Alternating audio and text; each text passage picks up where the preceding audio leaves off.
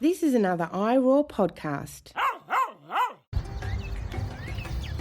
Welcome to Wildly Unplug, sharing stories of nature, conservation, and creativity. Discover what develops when you unplug and step outdoors. Courtney, thank you so much for being on the show today. Thank you for having me. I appreciate it.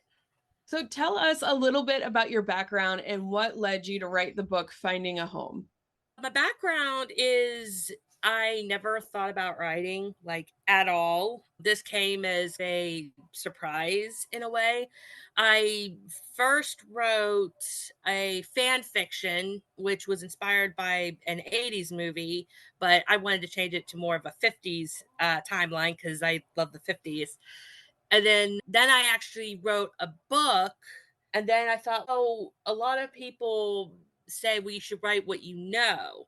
Considering I have a dog and I love her and everything, I thought, okay, I can maybe turn this into a series. So I actually wrote, I think, 3 books before I wrote Finding a Home. And I thought we need an introduction. So that's basically how Finding a Home came to be. It was her introduction to the other series that I had already written. So first I got to know, which 80s movie did you adapt into a 50s? RoboCop. Okay, so cool. Where can people find that? Considering the copyright and everything, that is more or less just for me, but it was my way of using my imagination, so to speak. But I will tell you that basically I took the RoboCop story and made it into a father-daughter relationship in the 1950s. So I am actually quite proud of that. Only a handful of people have read it. But again, with the copyright restrictions and stuff, it's more or less mine. But that doesn't mean I wouldn't love to have it out there one day. I don't know, maybe someone would be like, interested in checking it out. But yeah, as of right now, it's private. So did you love that experience so much that you're like you said, I have to write what I know, and you decided to write about your Beagle? The whole writing with the fan fiction thing was really what got me started, because I initially thought, okay, maybe I could do screenwriting. I mean, I've never been to school for it or anything, but I love movies, and I have things like, if I listen to a soundtrack, especially, I will build up a story in my head, and then I just had to get it out. But as far as the lady series are concerned, it's the opposite. It was just more or less of, okay, let me see if I can actually write a cute little story about my dog. Now, granted, the stories are more fiction than nonfiction, but I sprinkle a little of nonfiction in throughout the book. So there's a bit of truth from either my life or Lady's life that I put in the books. So, yeah. So yeah, you've got other ones written, but you started releasing Finding a Home first. Can you tell us a little bit about that story? Sure. Like I said, I wrote the Finding a Home. I had it edited, and I had some people read it while it was being edited, and people were like, "Oh my gosh, this is really cute." I actually had a couple parents that I befriended when I worked at a daycare several years ago, and they read it and their kids read it. And this was before the pictures were even developed. And I said, how did they do with the story? She goes, they did good. Even without the pictures, they liked it. And I said, oh, okay, that's a good start. So then I went to finding an illustrator, and I got to find one through Fiverr. But she was really nice to work with, and she would sketch out the pictures for me, and then she would be like, okay, what do you think? And then I would say, can you add some detail here? Can you change this? And she was great. And then we had the pictures all finished, and then I went ahead and self-published it on Amazon, which that was probably the hardest for me, because the actual publishing wasn't bad, but it was getting the whole cover to fit the actual sizing, and I couldn't for the life of me figure it out. And my illustrator was trying so hard to help, and we couldn't get nowhere. So I reached out to somebody else on another group on Facebook, and they were able to fix it to the point where I was able to upload it with no problem. Oh, thank God. Yeah, I've published a coloring book and something else through Amazon, and I totally understand your struggle, because like you think you have everything just right and it's, oh, you're outside the bounds, or it's not. Yeah, that is a really frustrating process. It's really cool that you had a group of people that you could reach out to and they help walk you through it. Yeah, people that I met throughout this journey has been really great. That's great. And I was going to ask you too about finding an illustrator. You said you did that through Fiverr. Yes.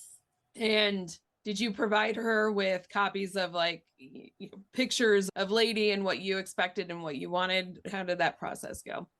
Yes. Basically, the idea for me is I wanted Lady to look as close to Lady as possible. So I would send her pictures and go, this is what she looks like. This is her color. I want her to be as close to her as you can get her. Now, although people said that the illustrations are really cute, which is a compliment to me and my illustrator, I've had a couple people tell me, okay, they're cute, but Lady in the book looks more orange, whereas your dog looks, it's lighter color. I'm like, I get it, but it's an illustration. Not everything's going to fit. For what it is, it's good. It's just not going to fully match my dog. But I love it if someone looked at the book and looks at Lady. It's, oh, okay. I can see the resemblance. It may not be the same, but I get where the idea is. Yeah, I paint purple and orange dogs. So, Ah, so yeah, that's people really are cool. like, it's not the right color, but I like the style. So yeah, I totally get that too. And would you use this illustrator again for your future books? There's a possibility I would. Very good. So when you were writing the book, how did you come about the process and everything? I know some writers I've talked to like to do post-it notes, or they just have it all in their head and they're able to get it all out. I'm not that organized in my brain. So how did it work for you? Basically, I went on my computer and I used Word throughout the whole process. And I just literally would just type it all up of what I saw in my head.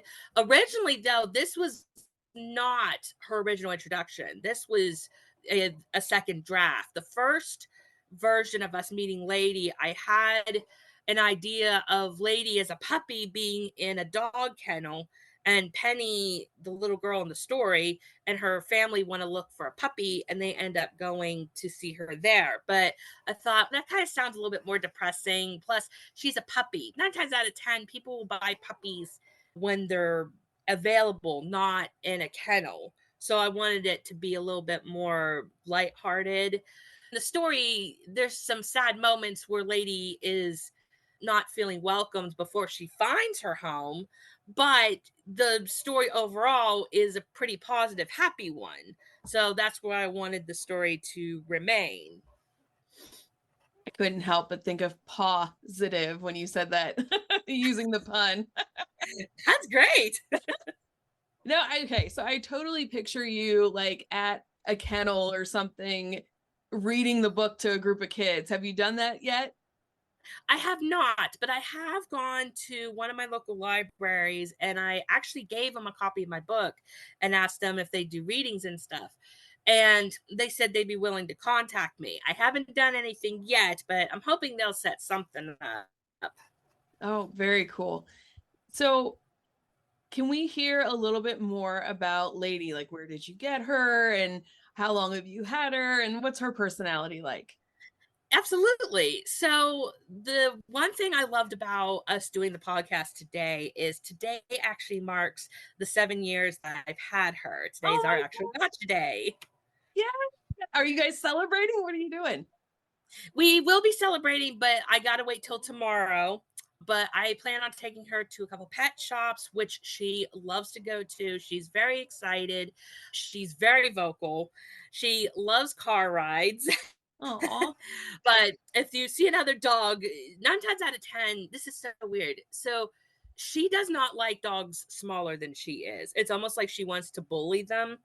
But if it's a bigger dog, she gets defensive or scared. I actually saw this firsthand when I took her, oh my gosh, about maybe 5 years ago to a park up in Chambersburg, which, by the way, amazing. They actually had two different parks fenced in, divided one park was literally for small and medium dogs. The other one was for big dogs. And I thought, oh my gosh, that is incredible. So that is the first park I've ever taken her to. And she had such a blast. But dogs smaller than her, she would get a little bit too aggressive. But dogs her size, she's perfectly fine with. In fact, recently I took her to my local Tractor Supply, and there was an older dog, but around her the same size. And they're both sniffing each other out, but then they were just minding their business. And she was incredible. But if it's a smaller dog, forget it. She wants to just be like, hey, I'm bigger than you. Aww. But she's my baby. Like I said, I had her for 7 years today. What got me to open, the door, so to speak, of me getting her was for years I had wanted a Beagle from reading the Shiloh series by Phyllis Reynolds Naylor. And for years, all I could just say, I want a Beagle, I want a Beagle, I want a Beagle. When I was working at the daycare at the time, there was a friend of mine, and she said that there was someone in her family or her boyfriend's family at the time who was breeding Beagles. And she said there happened to be one left, and she knew I wanted a female and a puppy. And here it was an 8-week puppy, and it was a female. She goes, do you want her? And I swear, I kid you not, when I first seen pictures of her, she looked like a little hound dog. She actually did not look like a Beagle. She looked like a hound dog. But I was like, yeah, sure, I'll get her, right? That's fine. But like throughout that night, she would take pictures. She let Lady sleep in her bed with her, and she was taking pictures of her. And I'm like, oh my gosh, she's so stinking cute. And then literally the day I got her was actually the day we buried my grandpa, believe it or not. So this day's a happy one for me, but it's not a really happy one for my mom. But Lady actually did help her out throughout that time. But anyway, it was once we got home, that was the particular day where my friend was like, hey, we're here near your house. Can we, can you get her? And I'm like, yeah. And oh my gosh, I fell in love with her. The tininess and her small and just, oh, I miss her being that tiny. But that's basically how I ended up getting Lady. Aww. And you talked a little bit about how Lady helped your mom out a little bit. Find that, gosh, dogs are so amazing. Like, we don't deserve dogs, and they help us out so much. Is there certain ways that Lady you find has helped you and your family? She helps us by keeping us on our toes. But yeah, she helps. I don't know how I can say this. I just love her so much. I mean, she gives the best kisses ever. I mean, I work late night shifts. Like, I work 5 p.m. to 1:30 a.m. and it's a half an hour away from my house. And every time I come home, she just got her tail wagging and she gives the best kisses. Aww. And I love her cuddles too. She's such a great cuddler. And I especially appreciate it whenever I'm sick. I can feel that she can tell when I'm sick because all she wants to do is cuddle with me. And that makes me feel good. Yeah, I guess that is how I can say that she helps me out. All she does with my family is just drive them nuts, but they love her.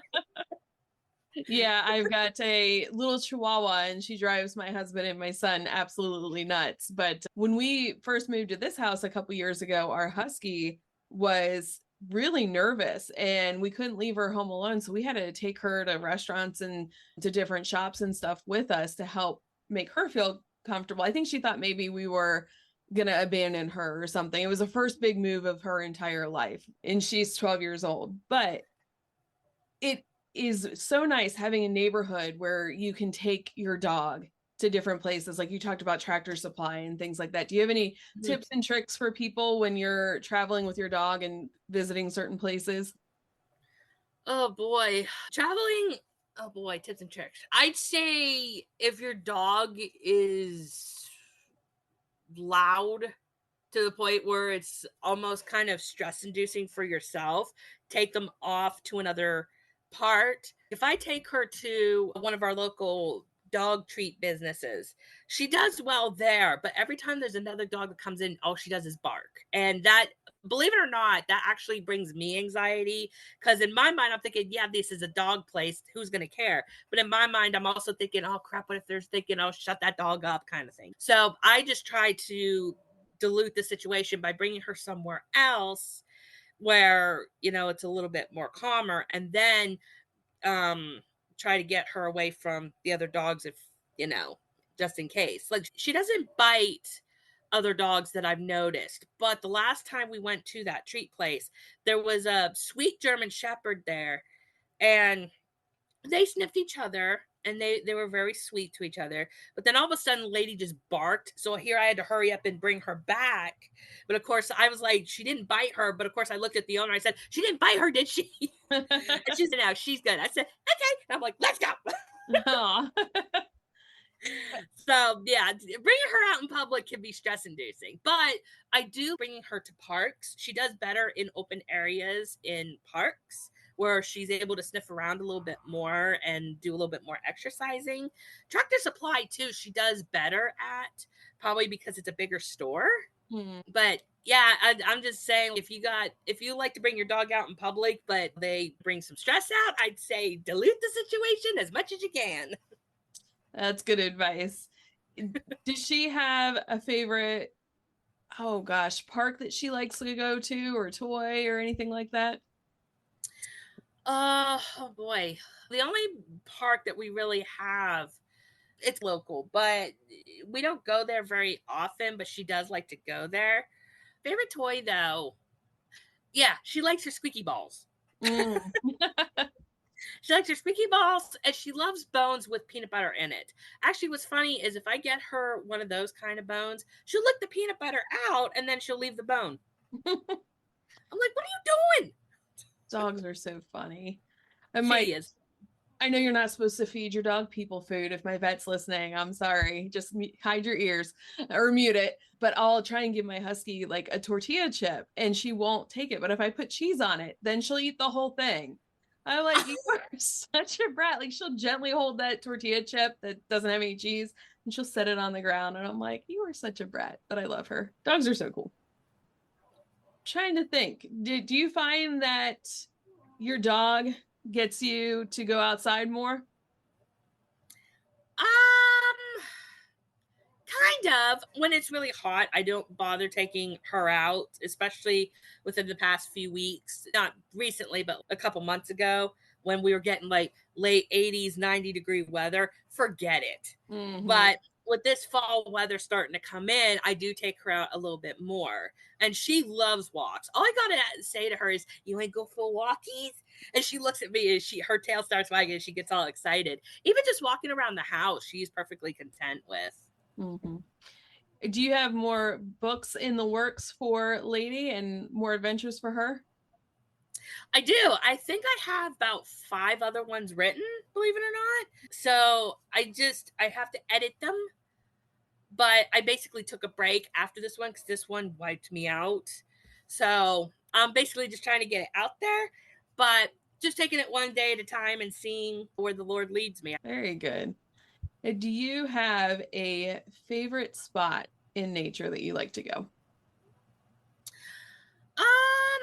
Somewhere local, I would say we have a place. It's called Canoe Creek, and literally it's like a lake where people do things at, but there's a lot of trees there.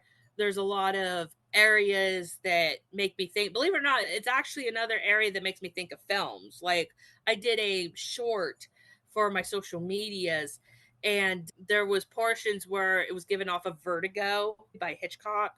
And there was one portion that has 2 lanes. It's grassy, but it's 2 lanes. And of course, I'm thinking The Wizard of Oz, because I'm thinking of that part where Dorothy's, now which way do we go? And we meet the Scarecrow.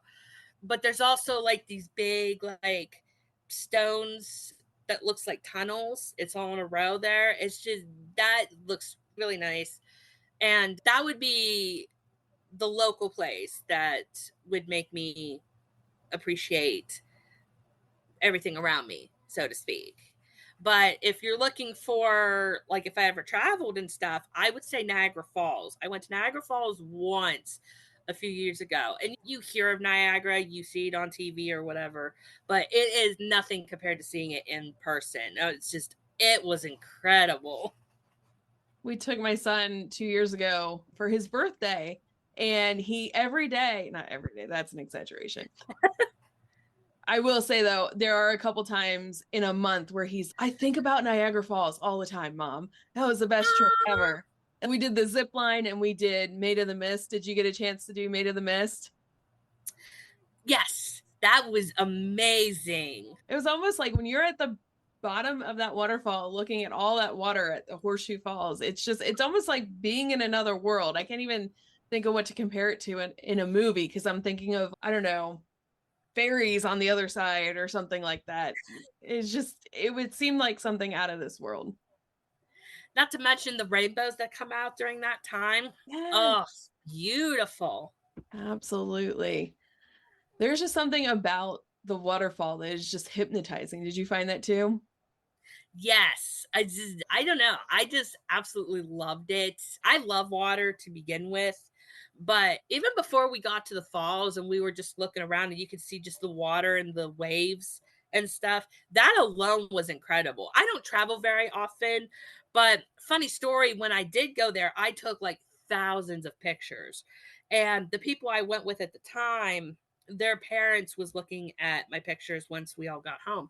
And I guess the girl's dad was like, boy, she took a ton of pictures.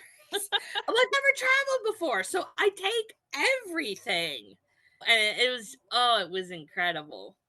Maybe it'll inspire Lady going to Niagara Falls. That would be an interesting story. I think so.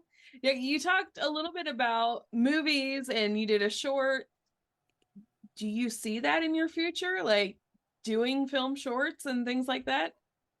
I'd like to. I consider myself more of a movie buff than a book buff, believe it or not. I've seen a ton of movies. In fact, what's funny to me is I try to up my count on the older films because those are the ones I gravitate to. So I actually just made it to 200 movies in my 1960 countdown. So I always try to get like the same amount throughout the older films. But yeah, I love talking about movies. In fact, I did a podcast last week where I talked about my favorite movie, The Wizard of Oz. But just, I don't know, even as a kid, like some movies that I grew up with had certain makings from the VHS tapes, and those always fascinated me as a kid. I never found them to be boring, like at all. And I love doing research on films. I love making shorts and stuff and then finding older songs to add them to. And I do run a YouTube where I review older movies. So I do love it. So hopefully it will be something that will be worked in. Very cool. I could see a lady traveling in time or seeing different movies. That could be cool too. Now, yeah, I literally have a vision right now. I haven't done it yet, but whenever I do Lady and the Tramp, which I named Lady the way she did because I love old-fashioned names. So I thought I'd name Lady after Lady and the Tramp. And I literally have this vision. Once I reviewed the movie, I want her to sit in my seat and then I'm going to record her like she's the one reviewing it. And then I'll just end up cutting in later. Oh, that is cute. I like that idea. Okay, I love Wizard of Oz, and I see the poster and the ruby slippers behind you there. What is it about Wizard of Oz that you love? Because that was like one of my childhood favorites too. Oh gosh, I don't know. It's just one that I connected to as a kid. It's really funny because I never got scared of that movie. I have a couple people that I work with that I don't like that movie or the movie scared me. But as a kid, that movie never scared me. And it was always something that was incorporated in my life in one way, shape, or form. So, for example, to this day, even when I'm sick, it's my go-to movie. It was my comfort movie. There was a point where I was in the hospital for a little bit, and they allowed my parents to bring VHS tapes for me to watch. And of course, I said, give me The Wizard of Oz. So I watched that multiple times while I was there. And I actually got to see it on the big screen this year in January. Oh my gosh, that was amazing. I bet that was really cool. It Do you was. follow any of the conspiracies or anything with Um, Not really. No, okay. I think a lot of them are far-fetched, and a lot of them have been debunked. So Mm. I'm just like, nah, okay. No. It was just last week I saw that rumor about the Munchkin ending things, and it's Yes. a crane, and you can clearly see like its wing opening up instead of, Yes. yeah, I don't know why somebody would think a Munchkin would end it all, but Yeah, really. Plus, that would be stupid as part of the director, because if you're a director and you're seeing that, why would you allow that in the film? yeah, that's a very good point. Gosh. Thank you.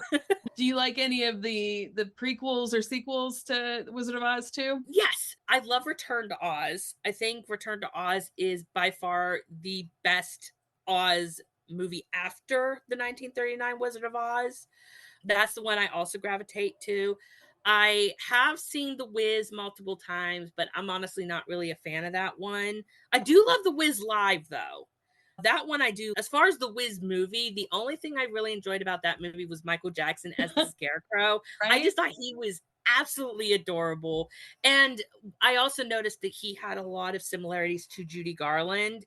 So that actually gave it more of a connection, at least for me.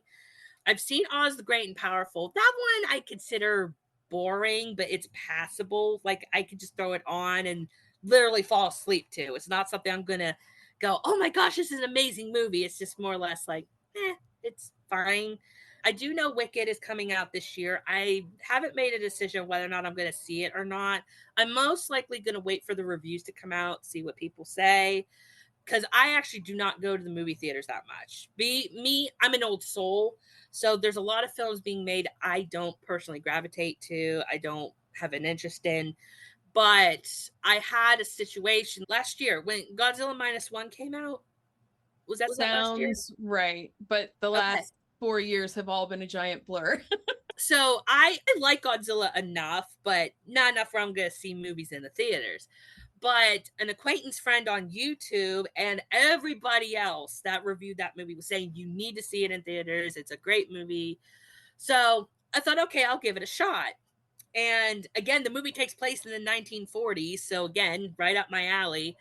And I went to see it in theaters, and boy, did not disappoint. And I seen it twice. I seen it in color, and then I seen it when it came out in black and white. That's basically where I'm leaning to with Wicked. I'll probably wait for the reviews, and then if there's too much of a middle where people like it, but then other people are like, no, it's not worth it, then I probably won't even see it. I'll wait for it to come on streaming and see it at home. Mm-hmm. If I decide to see it at all. Yeah, I don't know how I feel about that one and some of the actors in that movie, but yes. Okay. Yeah. So while you were talking about 40s and stuff, I had a question pop into my head. What is your favorite Marvel Avenger? I don't have one because I've never seen any of them. Really? I guess they're more newer, aren't they? Okay. All right. Yeah, my brother's always saying, you need to watch the Marvel movies and you need to watch the superhero movies. I'm probably one of those minorities that have never seen a Marvel movie, except for a select few, which was, I seen the Sam Raimi Spider-Man trilogy, and I seen the Incredible Hulk with Edward Norton. Oh, okay. And that's literally about it. I caught the tail end of Endgame because my brother and sister had it on one day. But I'm sorry, I also seen the Guardians of the Galaxy, but I also love sci-fi, so that was mostly why I saw those movies. And they're standalone sometimes too. Yes. Yeah. Yes. Because I was setting you up for, is it Captain America? I could totally see Captain America being your favorite just because he was like around World War II and all that kind of stuff. But fair enough. We are almost out of time. Can you let people know where they can find you?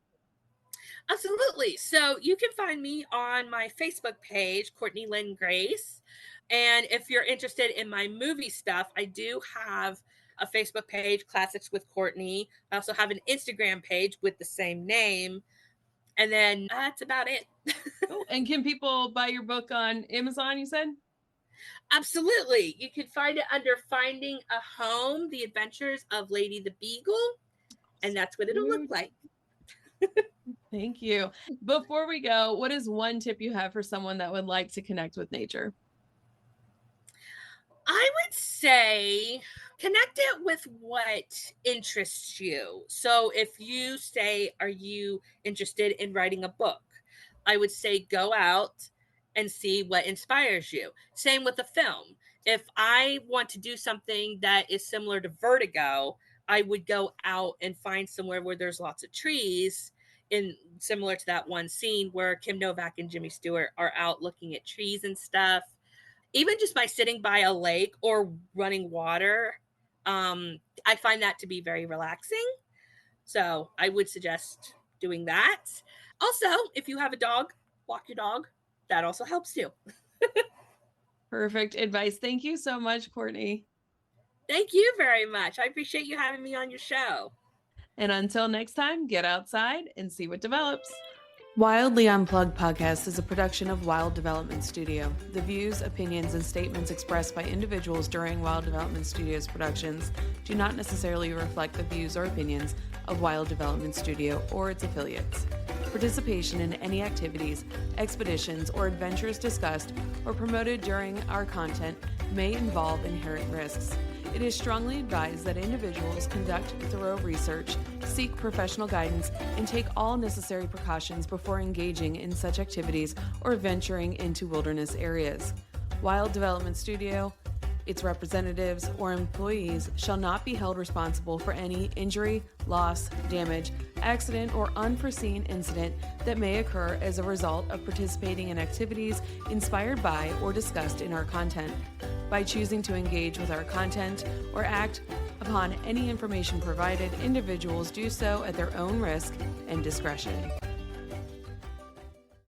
For more great iRaw podcasts, visit irawpod.com. That's IROARPOD.com.